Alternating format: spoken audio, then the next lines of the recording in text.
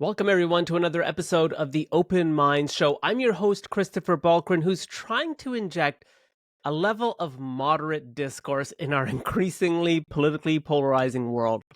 And there's one topic that consistently seems to get bipartisan support in the United States and Canada, and that's with regards to Ukraine. In fact, when it comes to Ukraine, there seems to be growing bipartisan support from both Democrats and Republicans, liberals and conservatives about supporting military aid to Ukraine.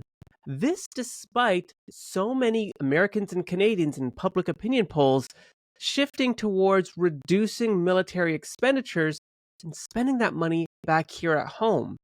And I'm curious to know why this is. Why is it that all parties seem to converge on supporting Ukraine despite public opinion polls? You'd think that at some point politicians would come around to see what's inside that Overton window and pursue policy that's aligned with public interest. But it kind of makes sense, a stable Europe generally benefits Canada and the United States and the global economy as a whole. But then it makes me wonder, with the cost of living and inflation rising, what exactly is the end game here? Remember, the United States, I believe, provides over $60 billion in military aid and support to Ukraine. Canada, $6 billion in support for military aid and humanitarian efforts in Ukraine. And so, as this support grows, the general consensus has been that, there's no boots on the ground. And so this is a marked difference than previous international conflicts where the United States has been involved. I talked earlier on a previous live stream about how the left used to be anti-war and accused conservatives of warmongering, etc. And so in this case, the U.S. isn't sending boots on the ground. They're providing military aid and support, and they're doing so to help defend a country from an aggressor. But I'm curious to know what liberals, conservatives, Republicans, and Democrats think is the end game. Do we really think that Ukraine can actually withstand Russia's ongoing onslaught in the east, and that those regions can once again be recontrolled by Ukraine? And even if they are to do that and push Russia back, won't Russia just continue to push until they get control of those eastern blocks where there is some strong pro-Russian sentiment? To me, it seems a bit paradoxical as to why so many countries seem to be getting involved in this conflict when it seems like there's no real end in sight and there doesn't seem to be an overall solution to this conflict. Is the idea that with more military aid, not only will Ukraine regain those positions, but somehow will stop Russia from thinking about annexing those regions in the future? I'm not too sure what the solution is, but what I'm finding is that this is 100% unaligned with general public sentiment. But interestingly enough, Donald Trump, in his recent election, is starting to change the tune on what to be done about Ukraine, which was just released today. Trump says his focus would be on achieving peace in Ukraine rather than enabling Ukraine to regain territory occupied by Russia. Trump has argued that Crimea is gone and has emphasized peace over victory, a perspective that may resonate with Americans weary of endless foreign aid and military spending. Members of the Trump team has stated that Crimea is gone and that pushing Ukraine to regain territory occupied by Russia might not be realistic or even in the United States' interests. Now, this could reflect a growing sentiment to focus on achieving peace without committing further military aid or resources. Now, what's really interesting about this all is that Democrats and liberals are more likely to support and have confidence in Zelensky than Republicans. As well, liberals and Democrats are more likely to support continued military aid for Ukraine in the foreseeable future compared to conservatives and Republicans. Now, this is quite perplexing to me because, again, it was the left and left of center politicians for so many years that fought a very strong anti-war rhetoric. The idea that government cannot be continuing these endless wars. This was an extension of imperialism. Now, despite this defense of Ukraine to Russia, it still begs the question, how much money should be spent on foreign wars? And doesn't this further destabilize the regions and lead to more hostility towards the West?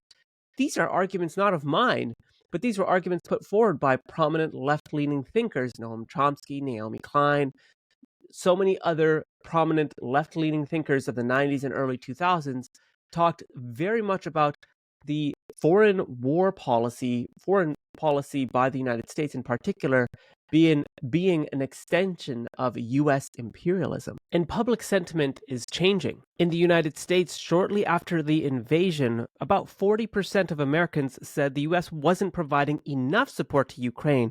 But fast forward to April 2024, 31% say the US is providing too much support to Ukraine as well. This sentiment is also shared in Canada, where Angus Reid did a poll and found 1/3 say Canada should continue supporting Ukraine as long as it takes, and 1 in 10 say that it continue for more than a year.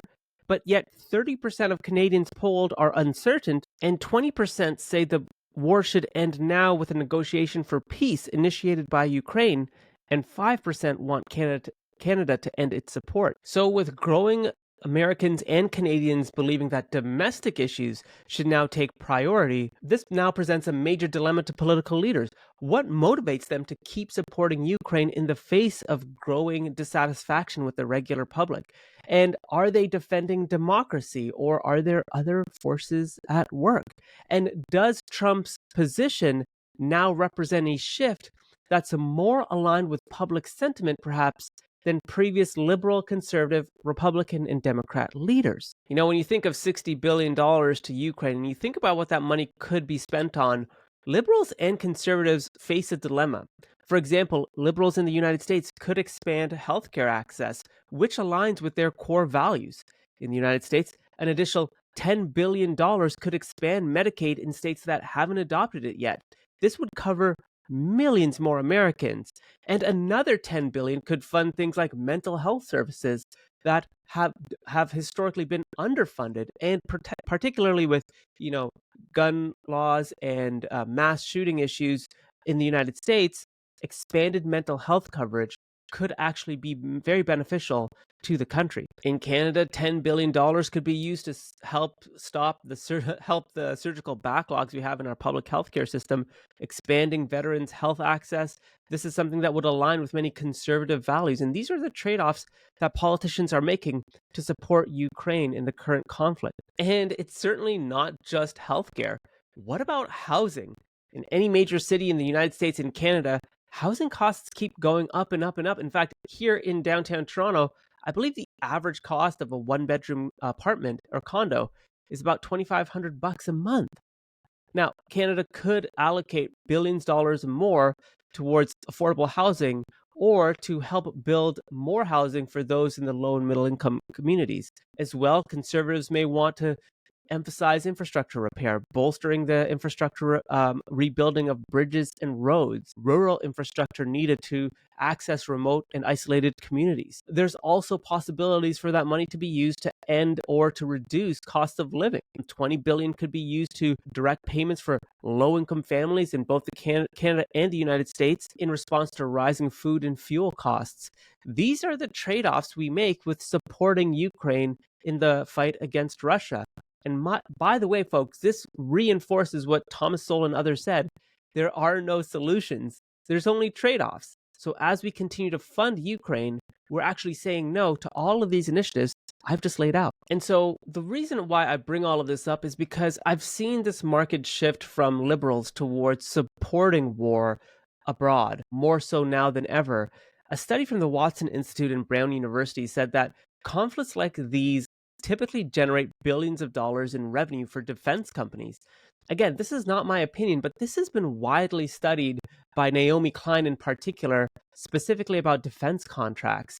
You don't have to believe me, you can look all of this up, but for so many years, this has been very, very much the point by left-leaning and leftist writers and academics, that these wars generate money for big, large defense companies. And this raises the questions about the motivations behind these policy decisions. Are they truly, truly good for supporting Ukraine?